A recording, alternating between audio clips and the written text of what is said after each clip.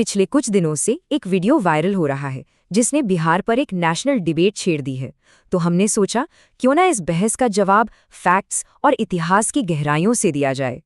तो ये वो बयान है जिसने इस पूरे कंट्रोवर्सी की आग लगाई। एक केंद्रीय विद्यालय की टीचर अपनी पोस्टिंग से नाराज थीं और उन्होंने बिहार के लिए ये बातें कह दी।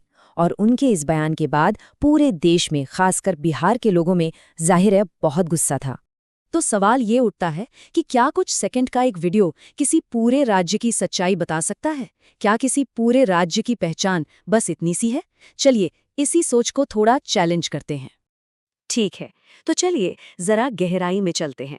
बिहार की कहानी को हम वहां से शुरू करेंगे जहां से असल में भारत की कहानी शुरू होती है, इसके शानदार प्राचीन इतिहास से। सदियों तक बिहार बड़े बड़े साम्राज्यों का पावर सेंटर था। चंद्रगुप्त मौर्य हो या समुद्रगुप्त, ये सब महान शासक यहीं से पूरे भारत पर राज करते थे। ये वो जमीन थी जो पावर और स्ट्रैटेजी का गढ़ मानी जाती थी।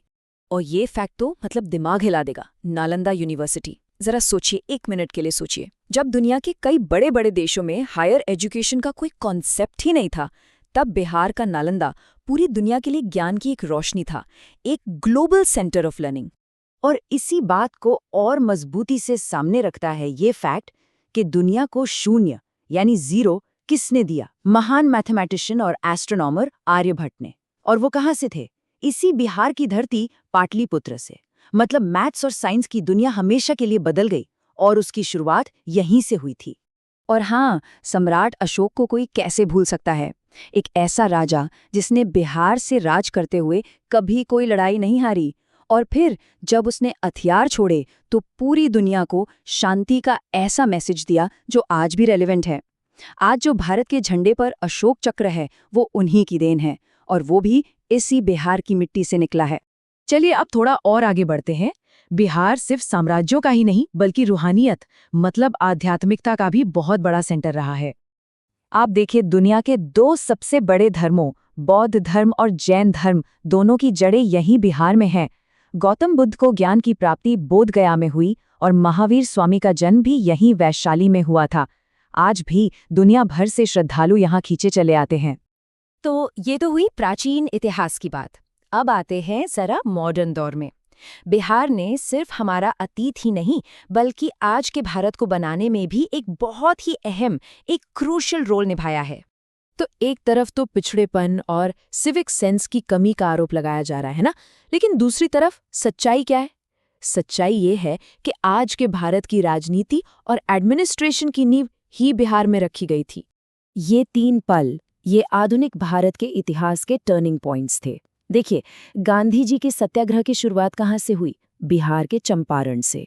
देश के पहले राष्ट्रपति डॉक्टर राजेंद्र प्रसाद कहाँ से थे? बिहार के सीवान से।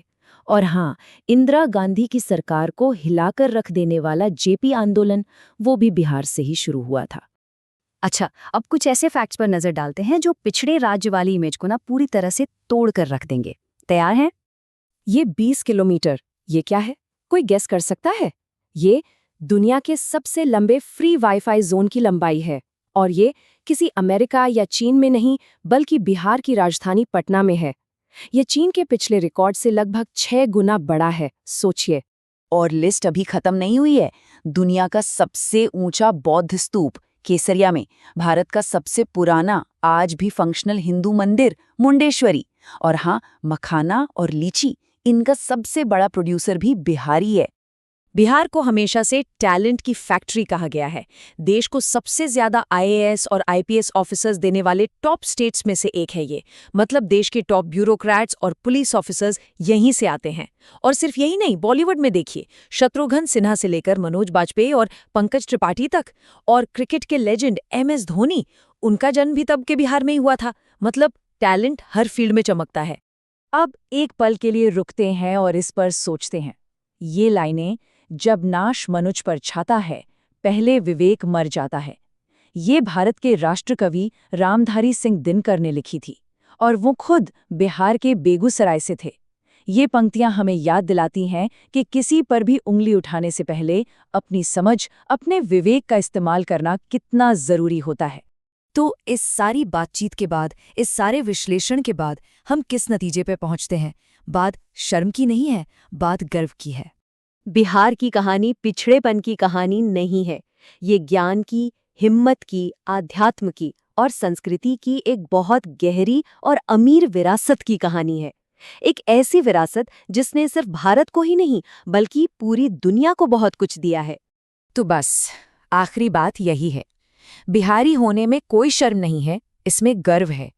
ये वो जमीन है जिस पर न सिर्फ बिहार के लोगों को बल्कि हम सबको, पूरे देश को गर्व होना चाहिए।